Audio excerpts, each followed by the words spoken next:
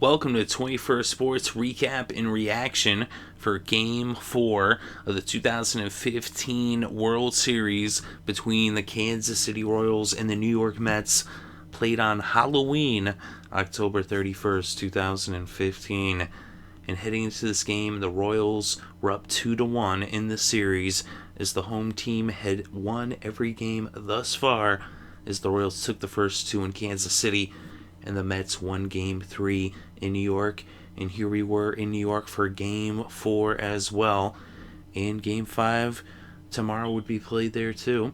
But here in Game 4, Steven Matz on the mound for the Mets.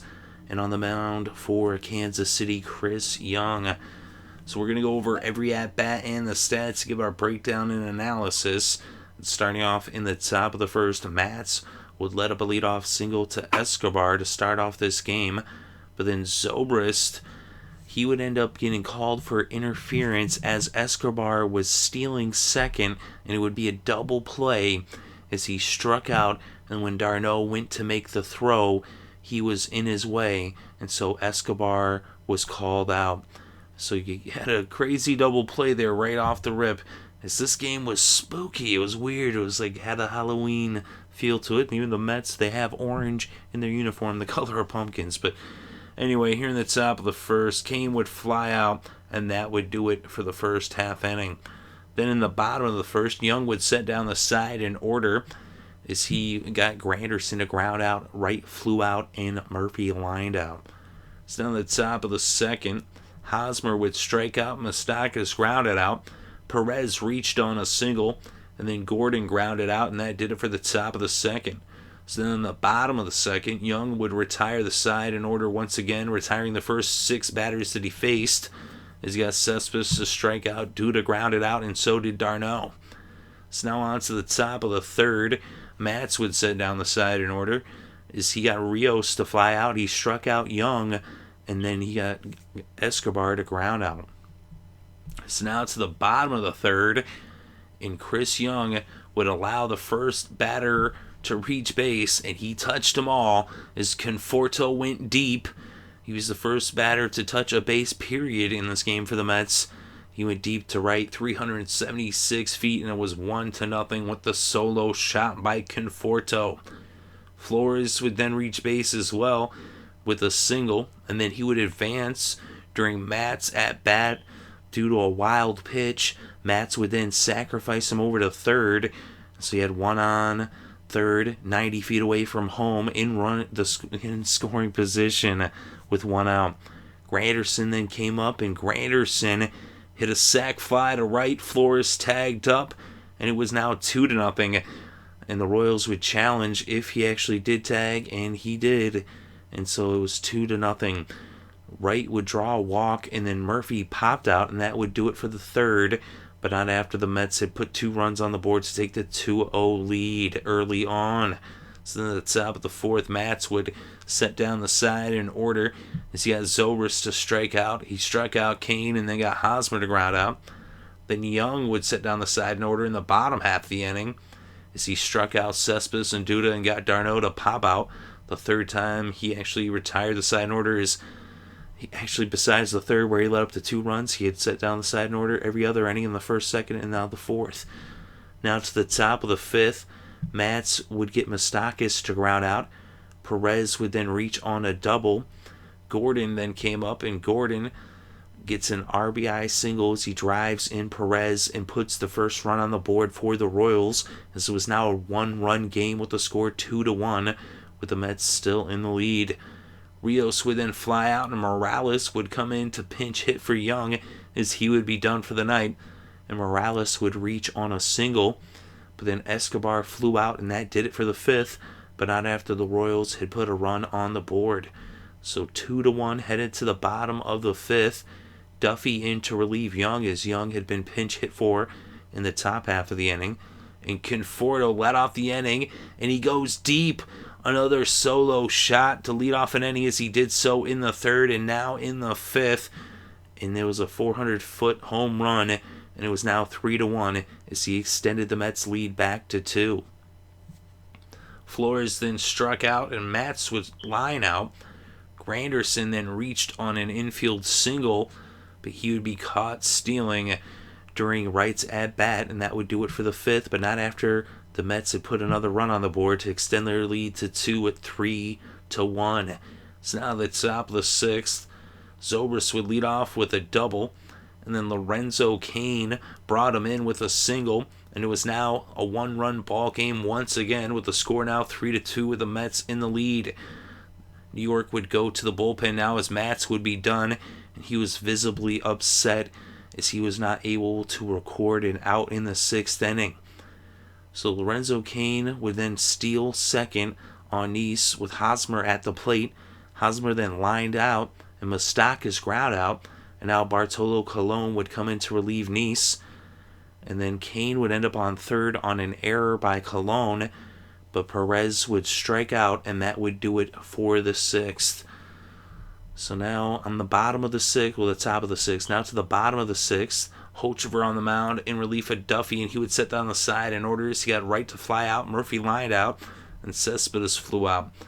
So now the top of the seventh, Addison Reed on the mound for New York, and he would get Alex Gordon to line out, and Rios would line out. Dyson would pinch hit for Hochevar, and he would strike out as Reed sitting down the side in order in the top of the seventh. So now Ryan Madson on the mound for the Royals in relief of Hochevar, and he would get Duda to pop out, and then he struck out d'Arnaud and Conforto as he sent down the side in order in the bottom of the seventh. So now to the top of the eighth, and this is when things got really crazy. Tyler Clippard on the mound for the Mets as he relieved Reed, and he would get Escobar to ground out, and then he walked Zobrist. Cain walked as well, and now Uris Familia would come in to relieve Clippard, and Familia had only allowed one earned run in the entire postseason. But Eric Hosmer would step into the box, and Hosmer hit just a little dribbler down the right side of the field, and Murphy went to field it, but it got by Murphy's glove as he makes an error. Daniel Murphy makes the error. Zobrist scores. Cain reaches third. Hosmer safe at first, and it was now a tie game at 3 runs apiece. Moustakas then stepped in the batter's box, and Moustakas hits a single past Murphy, and Cain scores, and now Hosmer on third, and it was 4-3 Kansas City over New York.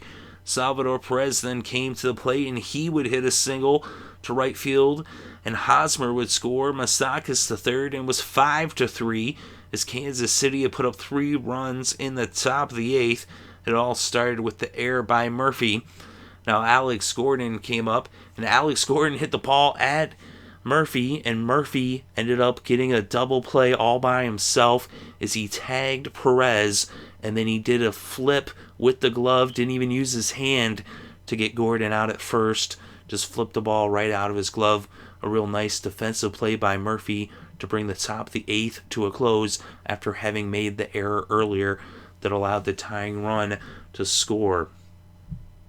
So now to the bottom of the eighth, Wade Davis in to relieve Madson and close this game out. Of course, 6 outs left in the game, and Davis would strike out Flores.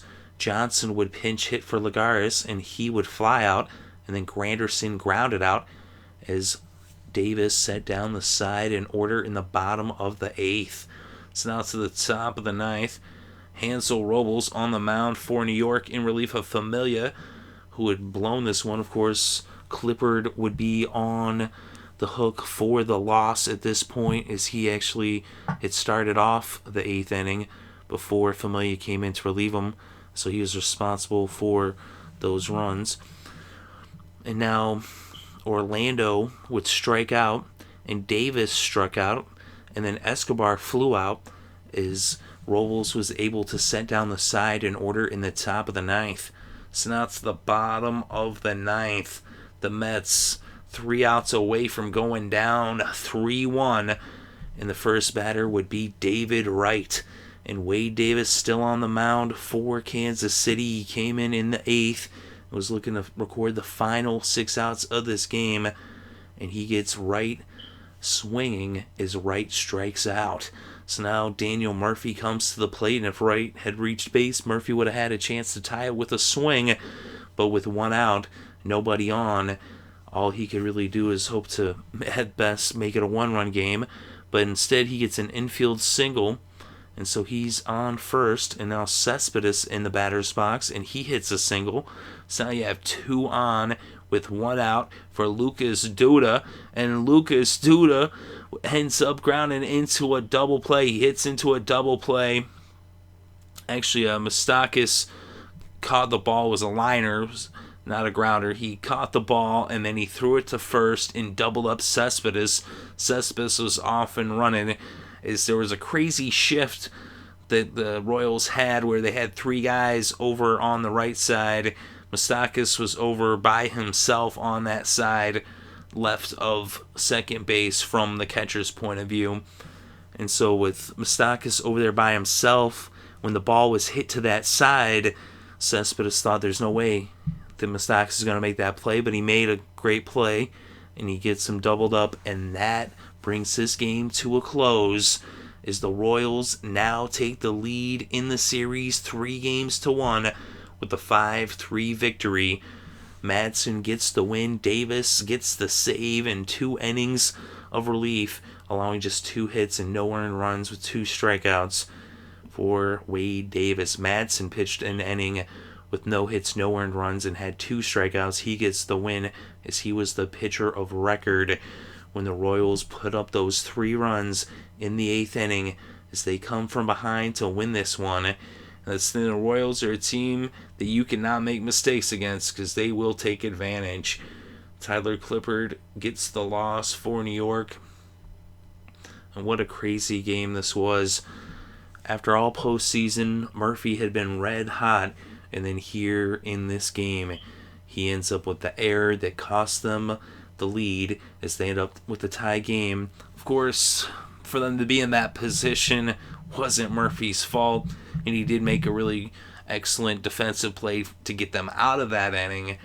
But that one mistake is what people are going to be talking about, and that one mistake erases all those home runs, as now they're down 3-1, and they've got quite the hole to climb out of, as they're going to have to win every single game that remains, as it will be do or die from here on out for the Mets, and the Royals have a chance to win this series without even going back to KC. Of course, Game 5 tomorrow in New York, and then, well, actually it's probably today as you're watching this more than likely because we're now reaching after midnight. So it is today that game is going to be played, November 1st. And if the Mets are able to avoid elimination, then it goes back to Kansas City for 2 if necessary. So the Royals are sitting pretty, just 1 game away from taking the series. Is that something that's been a mission all year long for Kansas City after a tough series last year against the Cardinals? Now back in it. They're up 3-1 against the Mets. What a crazy game. I'll tell you, the Royals, they just do not quit. They keep coming. And in this game, Escobar 1 for 5, Zobrist 1 for 3. He also walked. He had 2 runs scored. Kane 1 for 3 with a run scored and an RBI. Moustakas 1 for 4 with an RBI. Salvador Perez 3 for 4 with an RBI and a run scored. Alex Gordon 1 for 4 with an RBI. Morales 1 for 1. You see the way that they do it is just up and down their lineup. They get on base. They find ways to manufacture runs. Is 7 of the starters in this game reached base. 7 of the 8. It would be 9 usually, but I'm not going to count Young necessarily as the pitcher, especially since he didn't play the entire game. But out of the 8 position players, he ended up, actually 6 of the 8 position players reached base in this game for the Royals, and that's what they do. Usually it's 7 out of 9, but here 6 out of 8 position players. Of course, they didn't have the DH, but if you actually count, Morales did reach base in his 1 at-bat, so usually he'd be that 9th guy, which would have made it 7 out of 9. But we look at the Mets. Granderson 1 for 3 with an RBI. And of course, Conforto, he had a big game. Those 2 big swings. as he had that leadoff home run in the third, the leadoff home run in the fifth. I was starting to wonder if he was going to tie or break Reggie Jackson's record when he came back up to bat in this game after hitting those 2 home runs, but then he ended up striking out in his next at bat. But the 2 RBIs, 2 runs scored, he was getting it done, but it really was just him. And then besides Conforto, only 4 other batters had hits, and nobody else had more than 1 hit. Like I said, Granderson 1 for 3, Murphy 1 for 4, Cespedes 1 for 4, and Flores 1 for 3 with a run scored. Of course, Granderson with that sac fly that did come under review. Of course, in the end, it wouldn't matter, as the Royals would erase the lead, and they ended up winning this one in a crazy game that really was fitting of Halloween. But let me know what you think in the comments section below. Definitely interested to read your thoughts and opinions. Thank you very much for listening. It's greatly appreciated. I hope you're having a good weekend and enjoy all the sports.